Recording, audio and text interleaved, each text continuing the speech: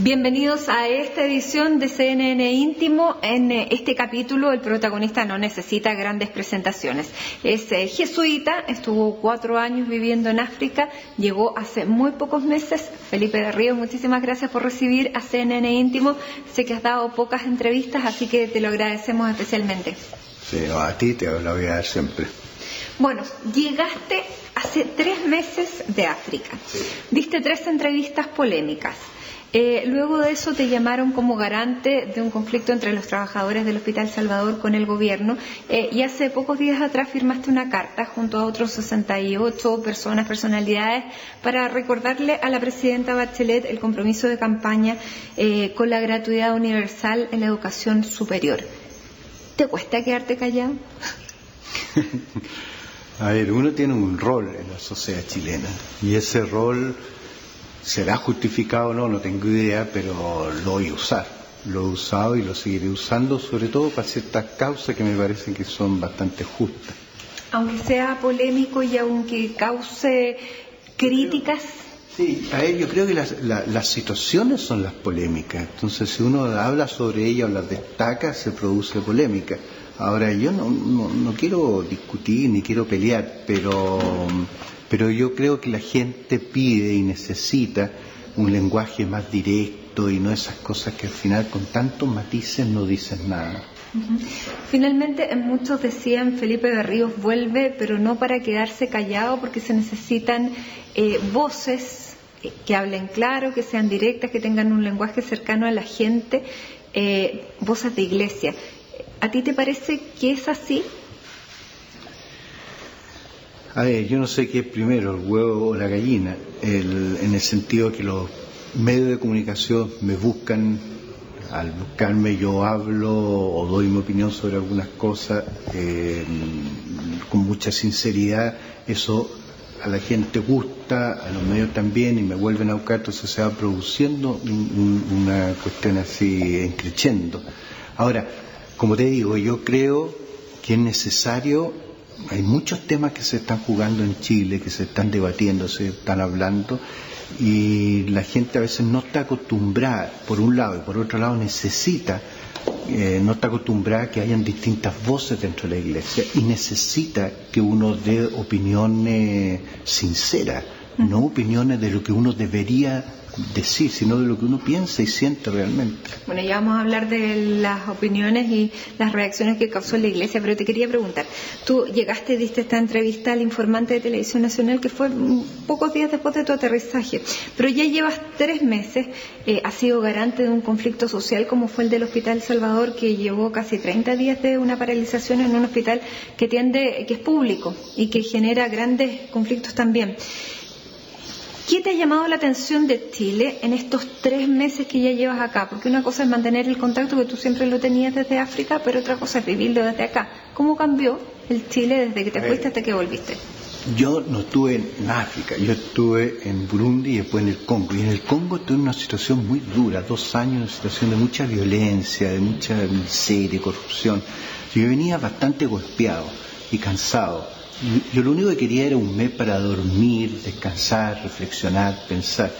Pero claro, al llegar al aeropuerto me encuentro que están periodistas ahí, hay periodistas acá en la entrada de la casa, entonces por eso di una entrevista en televisión, otra en radio y otra en prensa. Luego vuelvo del retiro, ese del mes, y me llaman del hospital, trabajadores del Hospital de Salvador, que se podía ser mediador en el conflicto o garante, ¿no? Yo creo que cualquier chileno bien nacido no puede decir que no a eso. Ahora, ciertamente a mí me ha golpeado la vuelta, porque vengo de un lugar muy distinto y me encuentro en una sociedad muy, no voy a decir de gente muy corta porque me ha costado mucho eso, pero me ha costado caro. Pero claro, me encuentro en un país que estamos llenos de cosas, pero al mismo tiempo no más felices, la gente muy agresiva, muy violenta.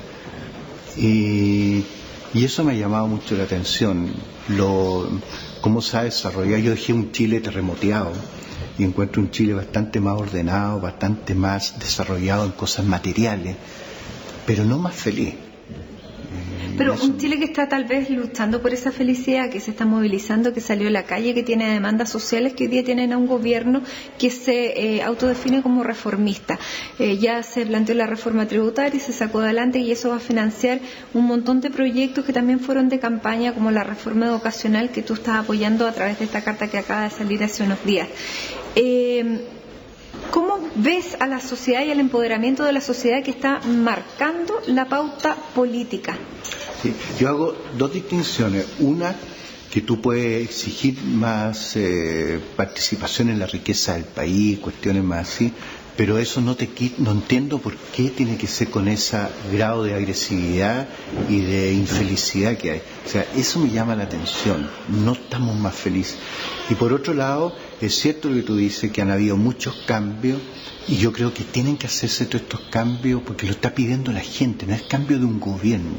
O sea, yo creo que un gobierno está representando lo que la gente está pidiendo, y son varios cambios simultáneos que hay que hacer. Incluso hay más todavía que hay que hacer, porque yo creo que hay una gran masa de chilenos que se siente segregado a la sociedad, o siente que el país ha crecido pero ellos no han crecido en la misma proporción, y eso produce un malestar, una desconformidad, y porque hay expectativas mayores. Entonces tenemos que hacer cambios. O sea, usando una imagen que yo usaba antes, el traje que antes nos quedaba bien, hemos crecido como país y no nos queda bien, nos aprieta. Y lo fregado, que aprieta muy fuerte en ciertos sectores que son la mayoría.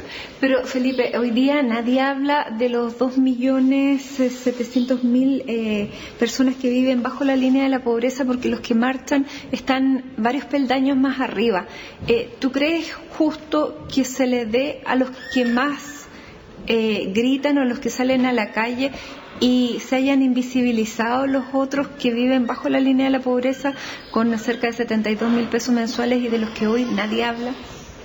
Bueno, yo creo que siempre los cambios lo han provocado las élites, los que tienen acceso al conocimiento y los que tienen acceso a los medios de comunicación. Esos son los que siempre han provocado los cambios y los que han exigido más derechos en la sociedad chilena, en toda la historia, no solo de Chile, del mundo. Ahora, es cierto que ha pasado la pobreza a no ser tema, porque se ha reducido el número de pobres en Chile, sobre todo comparado con Latinoamérica.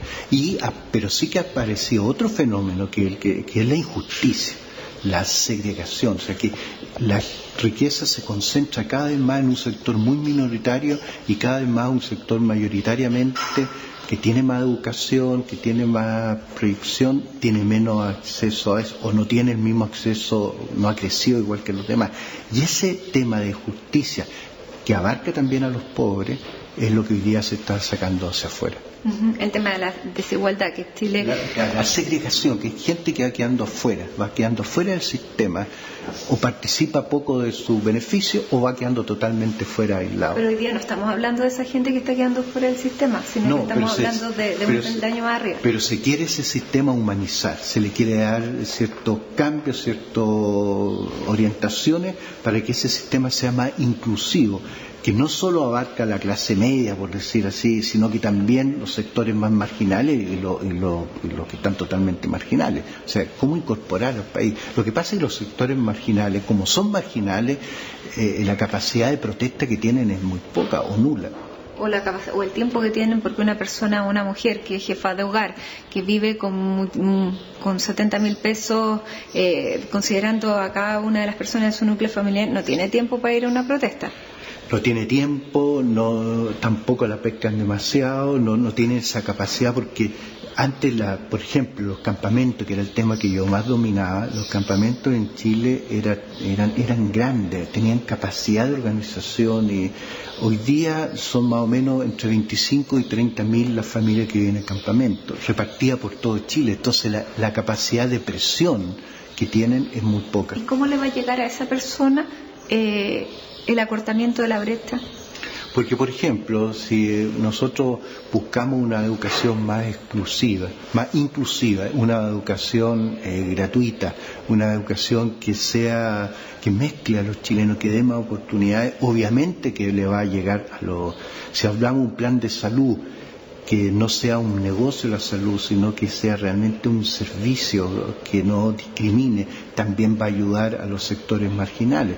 Esta reforma tributaria que distribuye mejor el pago de los impuestos para que el Estado tenga más capacidad de movimiento, obviamente que va a ayudar a los más desvalidos, aunque no sean ellos el centro de lo que se está hablando.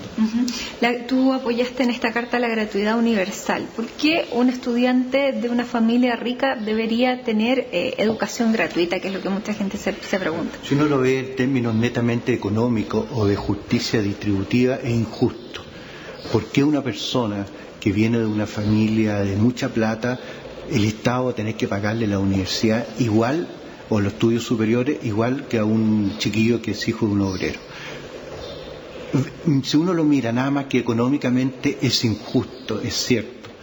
Pero aquí no estamos hablando de un problema económico solamente o de justicia distributiva, estamos hablando de clasismo, que es lo que nos friega a nosotros en la educación. Pero ese mismo clasismo se repite en todos los sectores, Felipe, porque claro, la señora... El clasismo no es solamente de una clase social, es de todos. Si todos participamos, claro. Y los curas participamos, y los ateos participan, y la gente de la población participa, todos somos clasistas. Hay familias muy sencillas que no quieren dejar el copago porque precisamente eso les asegura que a lo mejor su hijo no se va a mezclar con el que vende droga. Y eso yo he echado de menos la reforma educacional, que no se hiciera una campaña fuerte diciéndole a todos: ¿cómo nos enriquecemos si nos mezclamos? ¿Cómo si nos mezclamos los chilenos somos más inteligentes, somos más creativos, somos más felices, somos más seguros? Si nos mezclamos, la mezcla es una riqueza, no es una cosa que yo hago bueno, ya hago un favor de mezclarme. La mezcla me enriquece, me hace mejor estudiante. Ahora, eso pero ha faltado. Pero este sistema no permite la mezcla, porque una persona que vive en una comuna no puede salir de esa comuna para estudiar, sino que se van a estar entre ellos, y no permite que un chiquillo que vive en una población pueda acceder a un liceo de otro barrio, porque todos viven con sus iguales. Claro, porque el país está segregado. Acuérdate que durante la dictadura se sacaron los sectores más pobres, los sectores, y se llevaron aparte. Estamos en unas ciudades que son segregadas, de un país segregado, donde hay una salud segregada y una educación. Ahora, eso tenemos que tratar de irlo cambiando a poco. No te digo que se va a hacer mañana, pero sí el norte. Y el norte para mí es que si desde el momento que yo pago la universidad, ya exijo de otra manera. Ya los profesores van a tratar de una manera distinta, y eso es lo que se quiere eliminar. O sea, se quiere eliminar ese clasismo, esa segregación. Por eso que no se ve desde un punto de vista económico, de justicia distributiva, sino que se está atacando uno de los males más grandes que tenemos en el país, que es la segregación social, y que es alimentada por el clasismo, que, como tú dices, está en todos los sectores. Y por eso que creo que hay que poner el acento en que la mezcla es un beneficio, la mezcla es una riqueza. Y eso hay que tratar de reconocerlo y darlo a conocer. Ahora, pero ese término de la segregación y hacer barrios más inclusivos, ¿eso se puede hacer por ley, Felipe? No, pero hay que empezar por algún lado, y tampoco se va a hacer inmediatamente. Son cambios culturales muy grandes. Por eso que te digo, hay que poner el norte. O sea, cuando yo digo pido una educación superior gratuita, no va a ser mañana. Sí, tenemos que ir dando pasos de a poco. Tenemos que incorporar las universidades privadas, las universidades públicas, las distintas carreras, los centros de educación técnica. O sea, pero veamos cuál es el norte, qué es lo ideal, y después vamos viendo cómo vamos avanzando con pasos firmes a ese ideal. Ahora, con una ley, como tú dices, no se cambia una cultura, pero tenemos que empezar por distintas cosas. Ahora, dentro de la última encuesta CEP se dijo que el 56% de las personas prefería que el gasto de la reforma tributaria fuera a salud, porque la salud en Chile tiene el mismo problema de la segregación. Los que tienen dinero pueden acceder a una salud, tú bien lo dijiste, y los que no. Los enfermos no marchan, a lo que yo apuntaba al principio. Solo los que marchan obtienen beneficios. Sí, pero siempre y cuando están marchando por algo que realmente la sociedad se da cuenta que hay una necesidad vital. Ahora, ¿Por qué se puso la salud primero y no la educación? Porque yo creo que es porque la gente, me explico yo, la gente está viendo que ya se está hablando el tema de la educación y ya se están tomando medidas para la educación. Entonces ahora están diciendo, bueno, la salud también hay un problema. Yo creo que son la salud, el trabajo, la vivienda y la educación. Son los temas básicos. Ahora hay que empezar por algunos, no significa que ese sea el único, porque tampoco se trata de que reventemos el país. Hay que ir haciendo los cambios de acuerdo a las medidas que podamos hacerlo, pero sí teniendo claro hacia dónde vamos. Tú decías que los cambios había que hacerlos de a poco para que tuvieran un sustento, pero este es un gobierno reformista. ¿Te parece que la celeridad que llevan las reformas van a permitir este cambio que tenga bases sólidas? Bueno, yo creo que son cambios que hay que hacerlo a la vez. O sea, no se puede hacer una reforma educacional sin hacer una reforma de los impuestos. O sea, había que hacer algunas cosas a la vez. Y segundo, yo creo, a mi entender, que ha sido un problema estos gobiernos tan cortos, de 4 años. O sea, si no comenzáis desde un principio y aceleradamente en 4 años, porque prácticamente se reducen a 2, porque después comienza la carrera para presidente de nuevo. Entonces, ¿Tú tienes buena sintonía con la presidenta Bachelet? Sí. ¿Y te escucha? Bueno, la he visto una sola vez desde que volví, no he tenido tiempo de conversar con ella. Pero yo creo que no necesita escucharme, tiene las cosas muy claras. Ella fue presidente y yo creo que eso le ha ayudado mucho para darse cuenta que tiene que hacer las cosas rápidamente ahora. Yo le tengo mucho respeto, la admiro mucho, mucho cariño, pero he conversado una sola vez con ella desde que volví. Hay varias reformas que ella ha planteado, el tema de la despenalización del aborto. Vamos a hablar de eso y de otros temas, de si la Iglesia es tan inclusiva como quisiera Felipe, como quisiera la sociedad, como esperaríamos todos. Tenemos que hacer una pausa. Esto es CNN Íntimo, se nos fue el tiempo súper rápido, Felipe, así que ya regresamos.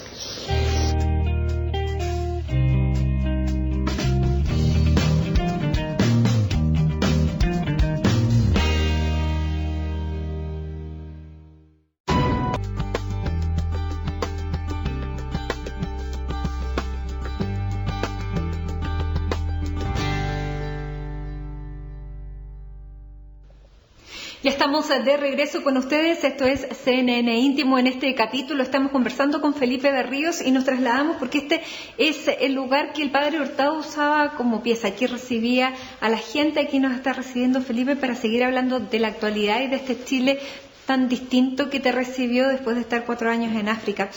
Felipe, estábamos hablando de los cambios sociales, de un gobierno reformista y transformador, que sin embargo tú dices que cuando se quieren hacer cambios profundos hay que hacerlos de a poco, como se vinieron haciendo los cambios después que volvió la democracia.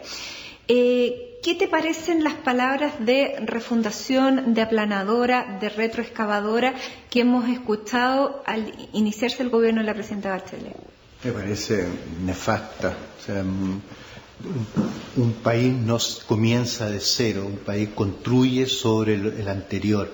Ahora, eso no significa que no se puedan hacer cambios profundos, pero los cambios profundos sobre la base de lo que tenemos y teniendo claro el norte. O sea, esa idea de arrasar con todo me pareció que le hizo un flaco favor no solo al gobierno, sino que a la sociedad chilena. No es lo que se busca.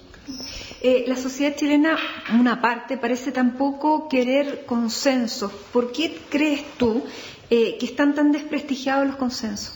Creo que quedó la idea de que quien dialoga, quien llega a acuerdo, en el fondo hace arreglines. Y los poderes fácticos siguen gobernando. Por ejemplo, en la reforma tributaria se dijo, la reforma se cocinó en el living de uno de los dirigentes que era de la derecha. ¿Qué te pareció? No, esas son caricaturas, yo creo, malas. Lo que sí hay que cuidar es que no se hagan las cosas a escondidas o que no se hagan las cosas respondiendo a los poderes fácticos, pero eso no significa... muy distinto es llegar a acuerdos si el país nos pertenece a todos y hay que ver cuál es el siguiente paso para dar hacia dónde vamos, sin tener que transar el principio fundamental. Entonces, pero está esa idea de que quien dialoga es el débil, quien llega a acuerdo hace arreglines, que los poderes fácticos son los que nos dominan y no la democracia ni las mayorías. Pero cuando hay mayoría, la gente desconfía de los acuerdos, porque si están las mayorías en el Parlamento, ¿por qué se necesita llegar a un acuerdo? Porque el país es de todo y se trata que esto dure en el tiempo. Ahora, acuerdo, por ejemplo, en la reforma tributaria queremos que los que tengan más paguen más y que se consiga una suma. Si eso se puede hacer, pero se puede hacer por distintos caminos. Entonces, bueno, buscamos cuál es el mejor camino, pero sin transar a donde queremos ir. ¿Cuál es el norte, que es lo que buscamos? Tú fuiste parte y fuiste garante de este conflicto que hubo en el Hospital Salvador. ¿Se desconfía de los acuerdos? Se desconfía de los acuerdos, sí. Tal vez es porque durante muchos años se llegó a acuerdos y no se hizo todas las reformas que ahora se están haciendo. Por eso es que son tan importantes estas reformas, porque el país necesita señales de que realmente un gobierno democrático, dialogando, puede hacer reformas sustanciales. Y por eso es que son tan importantes que se hagan estas reformas y que se hagan bien. Dentro de las propuestas de la presidenta Bachelet en materia de lo que se llama, o mal se llama valórico, es la despenalización del aborto. ¿Tú estás de acuerdo con las 3 causales que se están invocando para despenalizar el aborto, que es la inviabilidad del feto, cuando está en riesgo la vida de la madre y en caso de violación? Mira, yo soy sacerdote católico y yo he experimentado siempre la vida como un regalo, desde el comienzo hasta la muerte. Pero yo no trato de abortistas ni de asesinos a los que piensan distinto, a los que ven que se puede considerar persona en el momento de anidar o que se puede considerar a los 3 meses de embarazo, por lo tanto se puede intervenir antes. Y entonces, en ese sentido, yo creo que hay que sentarse a dialogar y aprender a vivir en una sociedad pluralista donde puede, a lo mejor, que yo no esté de acuerdo con yo tengo a mi manera de ver las cosas, pero como te digo, eso no me da derecho de tratar de asesino al que piense distinto. Segundo, yo creo que hemos llegado a tal grado de madurez en la sociedad chilena que estos temas se deben de conversar, y es bueno que se converse, y en ese sentido encuentro bueno que se haya puesto estas leyes sobre el tapete y que se conversen ahora en el Parlamento y que la gente en sus casas las converse. Pero conversarla para aceptar y que el que no está de acuerdo con el aborto no lo haga, o como iglesia se espera que la iglesia en el rol evangelizador convenza de que no hay que abortar. Bueno, que eso es lo que la autocrítica que yo me hago. ¿Qué nos ha pasado a nosotros como iglesia? Que no hemos sabido entregar lo que significa el valor de la vida y la defensa de la vida. Tal vez es porque nosotros hemos sido poco consecuentes, porque hablamos en el valor de la vida antes de nacer, defendemos al feto, pero una vez que la persona nace, las dejamos un poco de lado. Yo una vez vi una caricatura de un mendigo en la calle, acá en un centro de una ciudad, y que tenía un cartel que decía "yo fui feto", o sea, como diciendo, antes se preocupaban de mí, pero ahora que necesito comer, alimentarme. O sea, a mí me gustaría que nosotros como cura o la iglesia también habláramos fuertemente de la importancia de la mezcla social, no colegios de élite, la importancia de no construir hospitales en las zonas donde ya está saturado, hospitales de excelente calidad, que eso es inmoral. Que fuéramos más fuertes a hablar que el salario mínimo es un salario donde una familia no puede vivir. ¿Cuánto deberá ser el salario mínimo? A lo mejor es económicamente hablando, pero que digamos que el salario es inmoral. Tú sabes que una familia no puede vivir con eso, aunque trabaje él y ella, no pueden vivir con eso. Entonces hay ciertos temas que nosotros no lo defendemos con la misma fuerza como hablamos del otro, y eso nos hace que hemos perdido credibilidad. Bueno, cuando tú criticaste a los hospitales que estaban construyendo la Universidad Católica y la Universidad de los Andes, fuiste muy criticado porque la Universidad Católica especialmente dijo que ellos sí tenían el Sotero del Río, que tenían también consultorios en los barrios periféricos. Sí, pero mire, yo te voy a decir una cosa. Yo no estoy negando todo lo bueno que hace la Universidad Católica, ni estoy negando que la gente que trabaja en el hospital de los Andes, la Universidad de los Andes, sea gente buena o valiosa. Lo que yo estoy diciendo es que me parece a mí no moral, no justo, de que por qué se tienen que construir policlínicos para los pobres y para la gente con dinero se nos construyen hospitales. ¿Por qué no construyeron un policlínico en la zona alta donde ya habían hospitales y construimos un hospital donde hay zonas que no lo tienen? O sea, lo que estamos haciendo es que los pobres están viviendo menos. Se está hablando ahora de la eutanasia. Hoy día la eutanasia funciona en nuestro país. ¿En qué sentido? Es que si eres pobre vives menos, mueres antes. La sociedad de alguna manera te está matando. Te da menos posibilidades de vivir y menos calidad de vida. Eso es inmoral.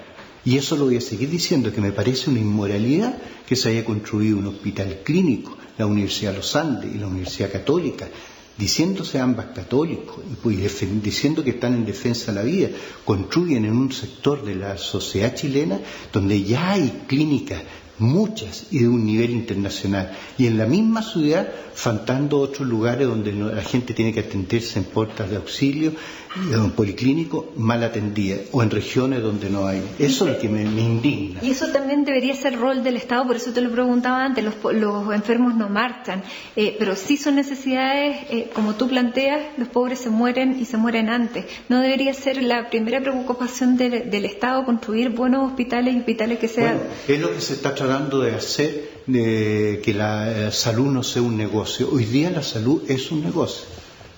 Yo creo que el mercado no es bueno. A mí me llamó la atención cuando yo estaba en África que supe la noticia de un león, un puma que se escapó en un sector de la ciudad. Bueno, cuando uno va a ver un puma en su hábitat, uno está feliz de verlo, pero cuando lo tenía en el living de la casa te asusta y se transforma en un peligro.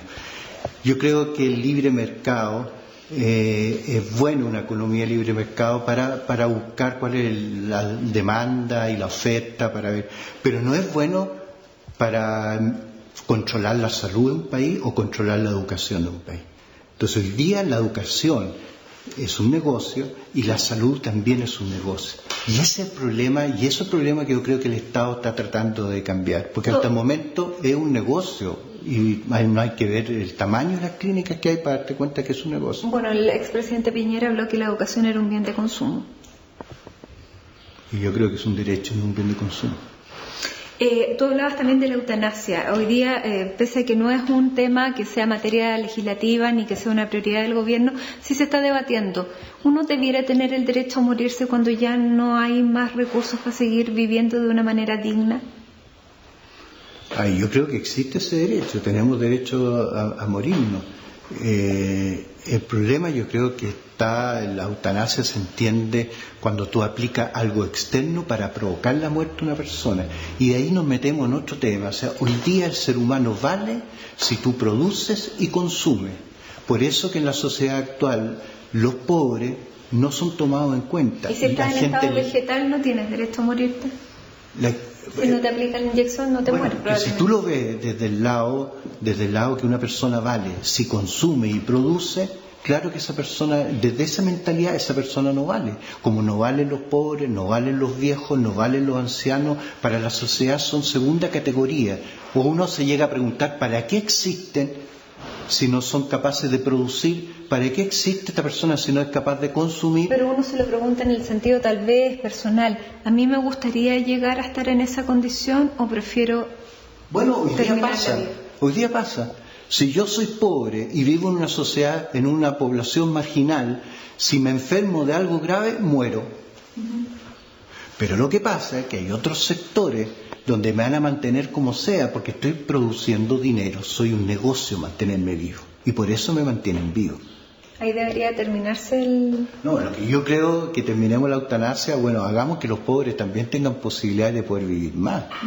Felipe, estamos en el lugar donde el Padre Hurtado recibía a la gente. ¿Qué diría el Padre Hurtado hoy, por ejemplo, a los jóvenes que están marchando y que, claro, están preocupados de su educación, pero tal vez están mirando poco al resto?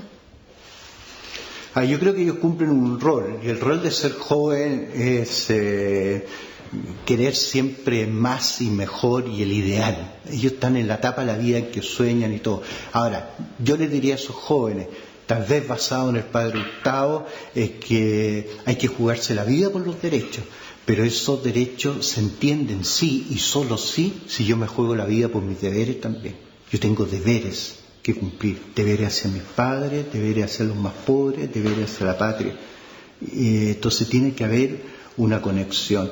Y la otra cosa que tal vez el Padre Hurtado le diría, de que la mejor manera de protestar o una manera paralela de hacer esa protesta fuerte es que dejar de consumir de la manera que se consume. O sea, si los jóvenes hoy día consumieran menos celulares, menos tragos, menos cosas, cambiarían el sistema. Uh-huh. Ahora, ¿cómo vería, hemos visto la Iglesia en el último tiempo que no ha vivido los momentos tal vez mejores, porque hemos visto el caso Caradima, por nombrar uno, el caso lamentablemente de Gerardo Joanón, que participó en adopciones ilegales, hemos visto el caso del mismo padre Cristian Prech, que también se había involucrado, y a la Compañía de Jesús, que a través de su último provincial está acusado de abusos sexuales. ¿Cómo viviría eso el Padre Hurtado y cómo vives tú esa situación de la Iglesia donde ya no solamente los otros, sino que les afectó a ustedes como compañía? Mira, yo creo que uno puede empezar a meterse en cada caso, pero yo creo que hay que ver el global, y el global del asunto, que algo está podrido en la Iglesia. Y eso que está podrido yo le llamaría que es eso que trató el Vaticano II de cambiar y que lo han ido frenando, y que es toda una iglesia del secretismo, de idolatrar a los curas como nosotros, como sagrado, como que estamos entre Dios y la gente, y perder más el tiempo en eso más que en vivir el Evangelio. Yo creo que toda esa iglesia del secretismo, del miedo, de la acusación, del no dejar pensar distinto, eso de confundir la unidad con la uniformidad, toda esa cuestión, hay una cuestión de poder que no es toda la iglesia, pero se da muy fuerte en la jerarquía, una cuestión de poder que permite toda clase de abuso. ¿Y no solo el abuso sexual, Felipe? El abuso también a nosotros de meternos en la cabeza, tener que decir cosas que nosotros no pensamos. ¿Pero qué les pasa a ustedes que como jesuitas y siendo críticos tal vez y teniendo un sistema a lo mejor distinto como comunidad, también les pasa a ustedes? ¿Tú pudiste hablar con el Keno Valenzuela? Sí, he podido hablar poco, pero he podido hablar. Pero mira, a ver, yo creo que nosotros seguimos pensando lo mismo, que las cosas hay que decirlas, y si alguien tiene una acusación sobre, tiene que irla y no hacerla al voleo, sino que tiene que hacer una denuncia seria, y esa denuncia seria tiene que investigarse y ver al fondo. Para la gente que no lo sabe, Eugenio Valenzuela, el ex provincial de la Compañía de Jesús, que está siendo investigado por casos de abusos sexuales cometidos en contra de jóvenes, todavía se está en la etapa de la investigación si eran menores de edad o no. En eso estamos en la etapa de investigación. Se hizo 2 investigaciones en que se vio que no había, y se está haciendo un tercer caso, y en eso estamos a la espera de que se va a resolver. Pero yo te insisto, más que casos particulares, que tú has mezclado distintas cosas, hay otros curas también enredados en cuestiones de plata y cosas, yo creo que hay algo que tiene que cambiar, y yo creo que el origen del abuso sexual, el origen del abuso doctrinal, el origen de creernos superiores y dueños de la verdad, el origen de esa cuestión de a veces una jerarquía que más que pastores parecen inspectores, el abuso de eso está centrado en un poder mal entendido, un poder que es abusivo y centralizado. El poder que ejerce hoy la Iglesia Católica aquí en Chile. El Concilio Vaticano II trató de desarmar poniendo una colegialidad de los obispos, y que volvió nuevo con Juan Pablo II a centrarse en la figura del Papa, una jerarquía, una pirámide y hacia abajo. Y que nosotros entonces están los obispos y los curas que están como, o los religiosos, por sobre la gente. Tú lo dijiste también en esta entrevista, y criticaste a la jerarquía, criticaste a la Conferencia Episcopal, dijiste que muchos de los curas, de obispos de la Conferencia Episcopal no son ni siquiera conocidos, que ya no son voces que tengan peso en el día de hoy. ¿Te llamaron inspectoría? Sí. ¿Y Bueno, es lo que pienso, no es una frase para galería, es lo que pienso, lo que he rezado, reflexionado estos 4 años. Y ahora, si eso merece una sanción, bueno, tendrán que sancionarme, pero yo no me voy a callar lo que pienso en conciencia, no puedo hacerlo. Ahora, también tenemos responsabilidad los curas haber aceptado esto y también los laicos haber aceptado esta cuestión. Yo creo que haber frenado la teología de la liberación, haber frenado esta iglesia basada en comunidades de base y haberla puesto en movimientos religiosos de corte conservador, el haber puesto esta cuestión piramidal, donde uno no puede opinar, no puede pensar. Yo creo que eso le ha provocado un daño muy grande a la Iglesia Católica. Y esto es nuevo, si tú miras la historia de la Iglesia, esta es una cuestión que comienza a finales del siglo XIX, comienzo del siglo XX, que se impuso esta como cuestión del poder malentendido. Ahora hay muchos Yo no críticos. estoy en desacuerdo con la jerarquía, yo creo que tiene que haber una jerarquía, pero una cosa es la jerarquía y otra cosa es un poder malentendido en que inhibe, amenaza y que se presta mucho para todas estas cosas que al final desembocan en los temas que hemos hablado. Uh-huh. Luego de esta entrevista, mucha gente de la iglesia dice, parece que él criticará desde la vereda del frente, que no pareciera que pertenece a la iglesia, y salió... no te criticaron como otras veces abiertamente, pero a través de la página de la Conferencia Episcopal se publicó precisamente en esos días una carta de un sacerdote salesiano que decía: hay varios chilenos trabajando en África hace muchos años, ellos no necesitan entrevista. Escribe Ricardo Cáceres, salesiano que trabajó en Mozambique entre el 97 y el 2013. Dice: aprendí, entre muchas cosas, que la humildad es el mayor testimonio que se puede dar. No tuvo esas posibilidades económicas como tú, habla de ti, desde Chile, desde tus amigos y empresarios. ¿Cómo te llegan esas críticas, esas palabras a través de esa página? No vale la pena, no vale la pena ni siquiera contestarle, ¿no? Yo creo que el que uno haya estado en África no te hace superior. Sí, yo hablé desde antes de irme a África, desde que estaba en Chile. Yo creo que lo importante es entender, primero, qué significa ser misionero. Yo no voy a África a convertir a africanos al catolicismo. Para mí, ser misionero significa abrirme a otra cultura, a otra manera de pensar, que me cuestione mi manera, que me abra el horizonte.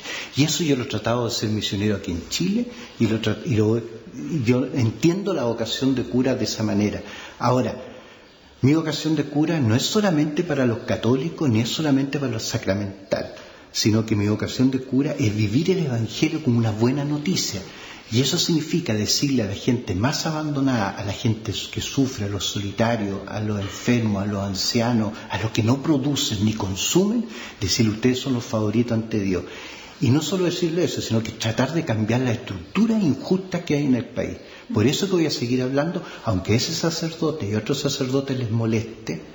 Yo entiendo la humildad como darme cuenta que yo, que a lo mejor nací en cuna de oro y he tenido todo, en vez de quedarme avergonzado o aprovecharme de sus privilegios, usar todo eso para cambiar lo que esté malo y tratar de acercarlo más a lo que propone el Evangelio. Felipe, tenemos que hacer una pausa. ¿Por qué no vamos a la iglesia? Porque no hemos hablado nada de este Papa jesuita, el primero, que se llama Francisco y que ha llamado a una iglesia de los pobres para los pobres, ha llamado a pastores que tengan olor a oveja. Además que es muy simbólico. Yo me fui con la iglesia terremoteada y ahora está restaurada y está preciosa. Vamos a conocerla entonces. Hacemos una pausa. Esto es CNN Íntimo. Ya regresamos junto a Felipe Berríos.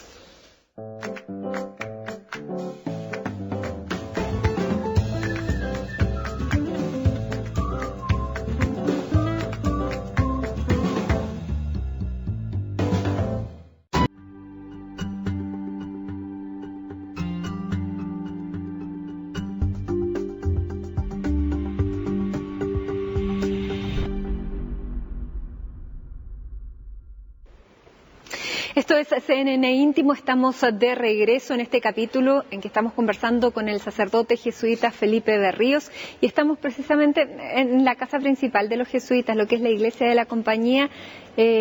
Bueno, Felipe, esta iglesia está restaurada. ¿Quién ordené yo, el sacerdote? En el año 89. Sí.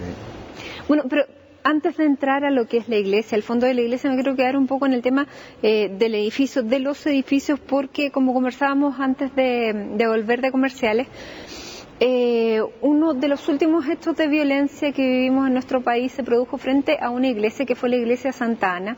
Luego de eso llegaron otros casos, una comisaría, el metro, la estación Los Dominicos, y el último más connotado fue a las afueras del metro Escuela Militar.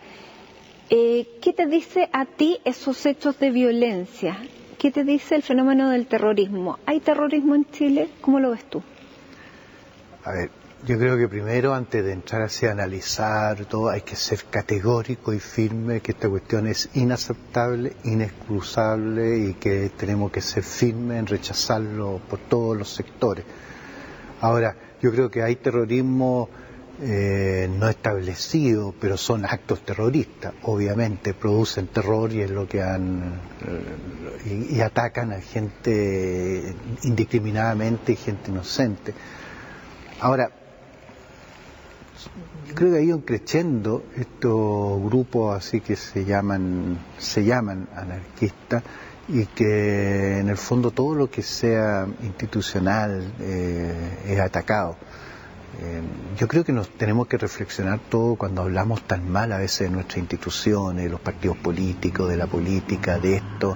Estamos también alimentando esta clase de grupos radicales, digamos, que todo lo que sea Estado, todo lo que sea institución, todo eso quiere ser roto y destruido y crear el caos. Y yo creo que eso nos tiene que hacer reflexionar y cuidar las instituciones. Ahora no sabemos bien quiénes son porque no se han atribuido en ninguno de los últimos actos la autoría de los hechos, ni siquiera en el último que fue el más complicado. Así que no sabemos si se trata de grupos anarquistas o de otro tipo de grupos. Ahora, volver a agentes encubiertos o tener agentes encubiertos para combatir este fenómeno del terrorismo despierta fantasmas antiguos que tú también viviste en la época de la dictadura. ¿Son necesarios los agentes encubiertos a tu juicio? Mira, no tengo idea. Yo creo que ahí los expertos tienen que saber en eso y tienen que opinar y ver lo que sí. Claro, nosotros vivimos lo que eran estos agentes del Estado que abusaban y cometieron muchos crímenes, pero yo creo que no por ese miedo no hay que dar un paso y ver que tengamos una buena policía secreta. Obviamente que va a ser difícil porque está el fantasma ese detrás. Ahora, no me toca a mí decir eso, yo creo que para eso las policías tienen bastante experiencia y hay expertos, y para eso la Cámara, el Senado, los diputados tienen que hacer. Tú dices que son fenómenos injustificables, pero ¿cómo se comprenden? Que es distinto. Se comprenden porque hay grupos que se sienten totalmente segregados, más bien grupos, yo diría, de un nivel intelectual así universitario, en que se sienten como marginados y que han tal vez demasiado derecho y poco deber, entonces todo lo encuentran que debiera ser nada reglamentado, nada fiscalizado, que las instituciones son un estorbo. Es un poco, yo creo, lo que va quedando de una sociedad que se basa en el consumo y en el individualismo. O sea, es mi opinión, lo mío, lo único que vale, y que nadie me toque, nadie me moleste, nadie me estorba, y lo demás, todo lo que sea el bien común, el posponerme yo por los otros, todo eso como que no corre nomás. Es triste. Felipe, pero estamos dentro de la iglesia y queremos hablar de la iglesia. Y hablábamos que ustedes por primera vez tienen un papa jesuita, un papa que ha transformado la iglesia, que ha sido ícono popular, si queremos decirlo, ha sido portada de la revista Time, de los Rolling Stones, de revistas homosexuales, ha sido la carátula. Sin embargo, ese papa tan popular que es el Papa Francisco, y esta primavera de la iglesia que pareciera estar viviendo a nivel mundial no permea en Chile. ¿A qué lo atribuyes? A ver, yo he dicho varias veces y lo vuelvo a decir con fuerza, yo soy un sacerdote católico hecho en Chile totalmente. O sea, a mí me educó la Iglesia Católica chilena y estoy orgulloso de la Iglesia Católica que me tocó vivir. Ahora, la Iglesia Católica ahora, el pueblo, yo creo que sigue viviendo el catolicismo a su manera, porque tal vez no está acompañado como yo quisiera que estuviera acompañado por más la parte jerárquica. Yo creo que son secuelas que han quedado del largo papado Juan Pablo II, en que, como te decía antes, la Iglesia dejó todo lo que eran las comunidades de base, todo lo que era la teología de la liberación, se centró más en el movimiento religioso de corte conservador y nombraron obispos que eran obispos más bien que una fidelidad a Roma malentendida, a mi modo de ver, que un poco repetidores de lo que Roma decía. Pero este Papa es distinto, este Papa sí, llamado pero tenemos una inercia, pobre, exactamente, pero eso y lo, digamos, la manera de vivir del Papa, que es una manera de vivir sencilla, se puede quedar solamente en los gestos si efectivamente no permee, que son gestos muy valorados, pero puede ser el Papa de los símbolos y no de las transformaciones. ¿De qué depende? Yo creo que si se mete en las transformaciones más profundas no va a tener tiempo. Yo creo que los gestos que él está produciendo le está hablando a la gente directamente. Y la gente yo creo que va a presionar de alguna manera y va a esperar de los pastores que respondan a las necesidades que la gente tiene. Y en ese sentido los gestos del Papa son gestos que van a quedar, o sea que yo creo que no hay vuelta atrás. Cuando él le dice a los homosexuales que quién es él para juzgarlo, y cuando no se pone los zapatos rojos ni vive en el palacio papal, sino que se mezcla más y le dice a los curas, salgan a la calle, no tengan miedo a arriesgarse, no tengan miedo. Yo creo que son cosas que a nosotros, los curas, a los religiosos, a las religiosas y al laicado, a la gente de la Iglesia, le queda y le llega y va a empezar a exigirlo. Ahora que esto se demora, va a tener su tiempo. Sí. El Papa dijo que él no era nadie para juzgar a los homosexuales, y tú cuando llegaste dijiste también que los homosexuales eran hijos de Dios, creados por Dios, y que tú no tenías ningún problema en bendecir una unión homosexual. ¿Lo mantienes? Sí. Yo creo que estoy convencido que son hijos de Dios como todos nosotros y que Dios los quiere tal cual son y está orgulloso de ellos como puede estar orgulloso de cualquiera. Y distinguiendo lo que es el matrimonio sacramental de lo que es el matrimonio civil, yo no veo que haya problema en que haya una ley civil sobre eso, en mi opinión. Es un tema que es debatible y que se puede evitar, sin meterme en el tema donde la Iglesia Católica ha dejado claro cuál es su doctrina. Porque la doctrina de los homosexuales, la doctrina respecto a los homosexuales es que efectivamente, y lo dicen los obispos en una carta que publicaron en el mes de julio, dicen que se les invita a los homosexuales a llevar, como todos los cristianos, una vida casta. O sea, ¿cómo se puede entender que Dios crea eso es lo que yo no entiendo. A los homosexuales, sí, pero no les permite vivir su sexualidad? Sí, que eso es lo que yo no entiendo, y en eso yo tengo un punto de vista diferente. Yo creo que si yo considero que ser homosexual es una condición, significa que él ha sido creado de esa manera. Si ha sido creado de esa manera, tiene el derecho natural de poderse desarrollar humanamente, y para poderse desarrollar humanamente tiene que vivir su sexualidad con su condición. Esas declaraciones, claro, no fueron recibidas bien aquí dentro de la jerarquía católica, pero al nivel de la Compañía de Jesús, ¿tuviste problemas? No, porque son materias opinables. La confusión se produjo, y yo creo que lo que molestó a los obispos es que se entendió, o tal vez yo no me expresé correctamente, de creer que yo estaba hablando del matrimonio doctrinal de la Iglesia Católica. No, yo estaba hablando, me refería a la ley civil, y me refería a la bendición, que uno puede bendecir a cualquier persona que me pida una bendición, como se la voy a negar. Y lo otro que yo opino, que la homosexualidad es una condición. Esa es una opinión mía, que es un tema que es opinable y que yo tengo derecho a opinar. El Papa va a inaugurar ahora en el mes de octubre el Sínodo de la Familia, y para eso hizo una encuesta a nivel de diócesis en todos los países. Muchas de las encuestas han sido públicas y demuestran que en materia sexual la gente no vive lo que el Evangelio dice, los católicos, lo que se dicen católicos que practican la religión. ¿Tú crees que con el sínodo se va a ajustar lo que es la... no sé si llamarlo bien, la vivencia de la Iglesia, la vivencia de las personas a lo que evangeliza la Iglesia? Mira, gran parte de la fidelidad, digamos, de la infalibilidad de la Iglesia cuando declara algo, una encíclica, una cosa así, está basado en que la Iglesia se enseña a sí mismo lo que la Iglesia vive.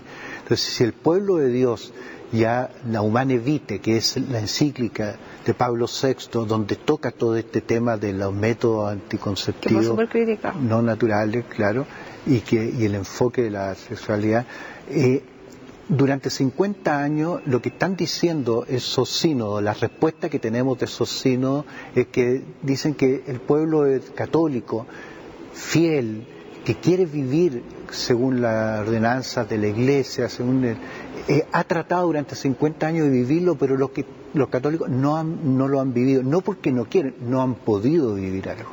Entonces, obviamente que eso el Papa le va a llegar y lo va a hacer, y a los obispos van a tener que reflexionar sobre eso, porque si hay algo que los católicos no pueden vivir, no es que no quieran, no pueden vivir, hay que repensarlo. Y esos temas anticonceptivos, esos temas de la inclusión en la comunión de los católicos divorciados, hay grandes expectativas. Hay grandes expectativas, pues este sínodo, que antiguamente yo tenía la sensación que era un poco como más bien un gesto. Hoy día el Papa hizo muchas preguntas concretas y estas preguntas están siendo vividas por toda la Iglesia y las respuestas van a ser la base de este sínodo donde se van a tocar. Ahora, lo que pasa es que hay ciertas conferencias episcopales en que han dado a conocer públicamente las respuestas que ya tienen. Y todas esas respuestas han salido todos esos temas a debatir. El tema de la comunión de los separados y vueltos a casar, el tema de los anticonceptivos, y entonces son temas que van a ser discutidos en el sínodo y que vamos a estar a la espera que se va a decir, porque son muchas cosas que producen mucho dolor en el pueblo católico y que ha producido lo que yo llamaría un cisma blanco, o sea que la gente es católica, quiere vivir catolicismo, pero no lo está viviendo porque no puede. ¿Qué te parece el Papa Francisco? Bueno, yo siempre he estado en contra de esa idolatría a los papas. Yo creo que eso le hace daño a los papas y a la Iglesia, pero ha sido para mí, a mí me ha cuestionado mucho. Yo creo que es un papa para nuestros tiempos, en el sentido que es un papa que habla con gesto y habla de una Iglesia cercana al Evangelio, que la doctrina no está por sobre el Evangelio, sino que el Evangelio es lo que le ha sentido a la doctrina.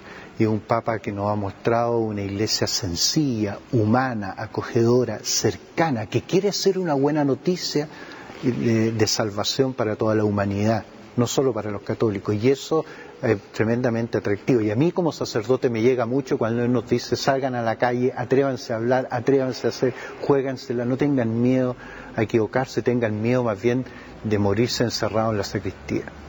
Felipe, y bueno, tú no te vas a quedar encerrado en la sacristía, tendrías que nacer de nuevo para quedarte callado.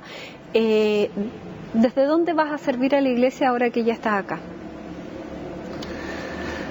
No sé, estoy disponible, pero todavía estoy como en proceso de aterrizaje, pero me encantaría he estado 4 años viviendo con la gente más abandonada del planeta. Y ha sido para mí como un retiro espiritual muy profundo, me ha hecho entender muchas cosas de la humanidad y del Evangelio, y quisiera seguir haciendo lo mismo en Chile. Ojalá vivir en algún campamento y compartir la suerte de la gente de allí, pero eso el provincial tiene que decirlo. Felipe de Ríos, muchísimas gracias por habernos recibido. Sabemos que las peticiones eran muchas, así que como CNN Chile y como CNN Íntimo te queremos dar las gracias que nos hayas abierto la puerta de la iglesia, de tu casa y también de tus pensamientos y de tu corazón a nuestro programa. Así que muchísimas gracias. Yo le doy las gracias a usted y le digo a la gente, no tienen por qué estar de acuerdo con lo que yo digo, es bueno que critiquen y es bueno que los curas también podamos hablar con libertad. Y a ustedes también, muchísimas gracias por habernos acompañado en esta edición de CNN Íntimo, esta vez con el sacerdote jesuita Felipe Berríos. Muchas gracias.